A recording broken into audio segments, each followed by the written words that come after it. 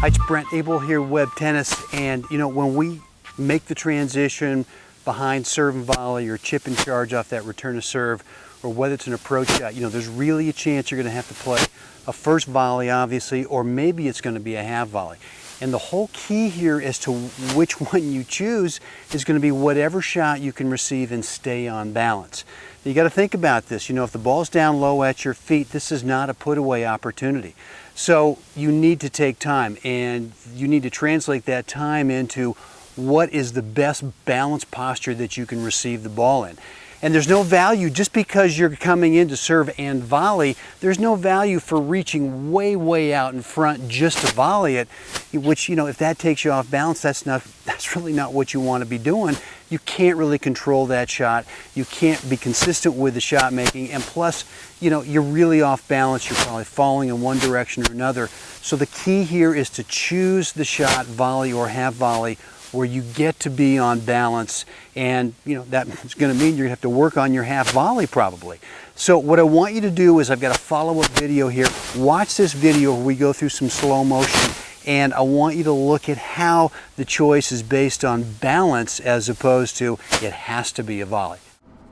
Hi, it's Brent Abel here, Web Tennis, and you know, when we come in to net either behind, like this example right here, serve and volley, or whether it's a chip and charge and return to serve, or maybe just a simple approach shot.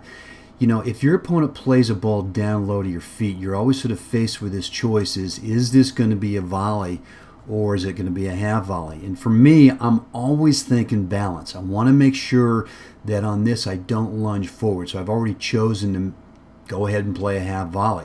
And you know, a lot of players on this are not going to do this. They're going to go ahead, and on this one right here is they come out of the service motion, and they start to look at the return right about here. Here's the split step, and now they see a low ball coming, and the first thing they're thinking about is, you know what, I want to make sure I get up in here.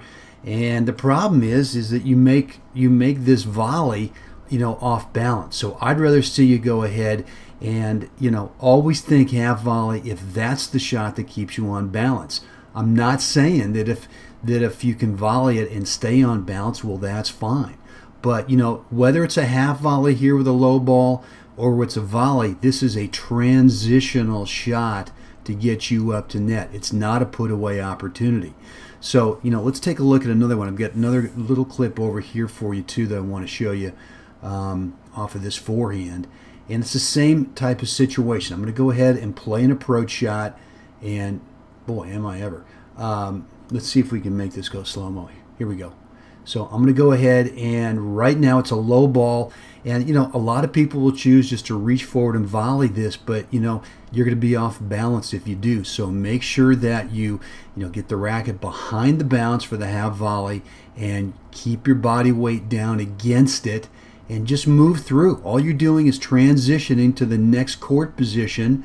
And, you know, if you play this right, here we go. You get a ball maybe that gets popped up, and bang, victory. So, you know, this is the key. You're going to have to practice this in terms of having someone feed you some balls. You know, start back in the baseline, go ahead and play one shot. They don't have to play it back to you. They can drop and feed a second ball as you move in, and just try to choose. Is it a volley? Is it a half volley? Totally based on whether or not you can maintain good balance and good posture as you make contact, as you receive that shot. All right, twice a week, 15 to 20 minutes a session, and I guarantee you, in a month, maybe 2 months, this is really going to start feeling comfortable for you. It'll be much more instinctive once you start playing your matches.